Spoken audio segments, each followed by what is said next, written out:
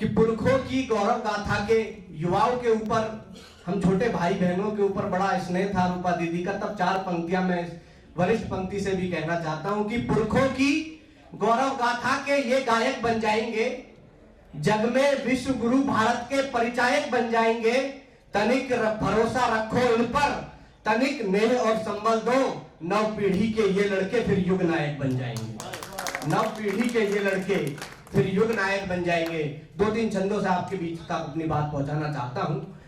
हमें और आपको मिलकर के क्या करना होगा, विसंगतियां हम सबको पता है देश में क्या व्याप्त है। हमको और आपको मिलकर के क्या करना है, केवल जो है निवारण की पंक्तियां आपको देकर के जाना चाहता हूं कि वीर रण बाकुरों की गाथाएं सुनाओगे तो बालकों के खून में रवानी जाग जाएगी। कि वीर रण बाकुरों की गाथाएं सुनाओगे तो बालकों के खून में रवानी जाग जाएगी। और बाल्यकाल से मिलेंगे संस्कार वैदिक तो राम और कृष्ण की कहानी जाग जाएगी।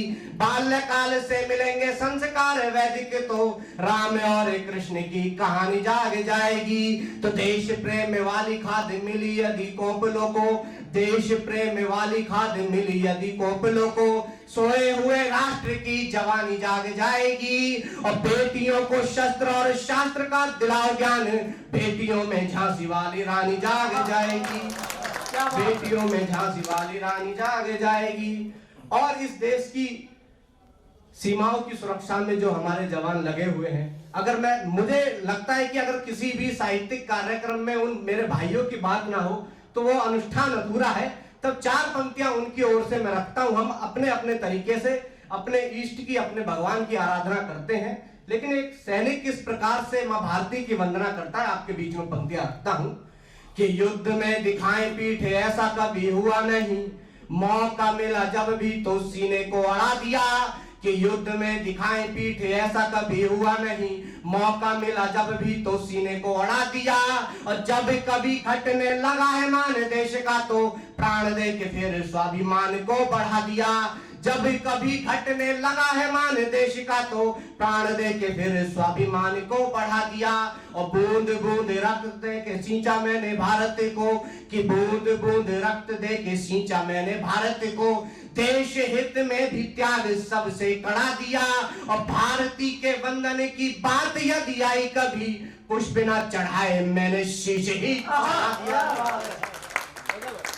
और एक अंतिम छंद पढ़ करके अपना स्थान लेता हूं। समय की अपनी सीमाएं हैं, वरिष्ठ पंक्ति तक हमें पहुंचना है।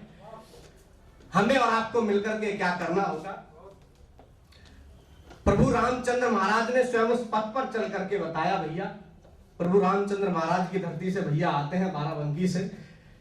एक मानव को कैसा होना चाहिए, भव्य राम मंदिर बना, लेकिन केवल राम मंदिर बनने से राम राज्य नहीं आएगा। उस राम राज्य को हमें अपने भीतर उतारना होगा। राम की कल्पनाओं को, संकल्पनाओं को अपने भीतर उतारना होगा। तब आपके बीच में पंक्तियां पढ़ता हूं, उसके बाद अपना स्थान लेता हूं कि भावी पीढ़ियों को सही पथ दिखलाने हेतु पहले स्वयं ठोकरों में जाना भी जरूरी है। कि भावी पीढ़ियों को सही पथ दिखलाने हेतु पहले स्वयं ठोकरों में जाना भी जरूरी है। और मोल यदि जानना है महलों के सुख का तो कुछ साल वन में बिताना भी जरूरी है।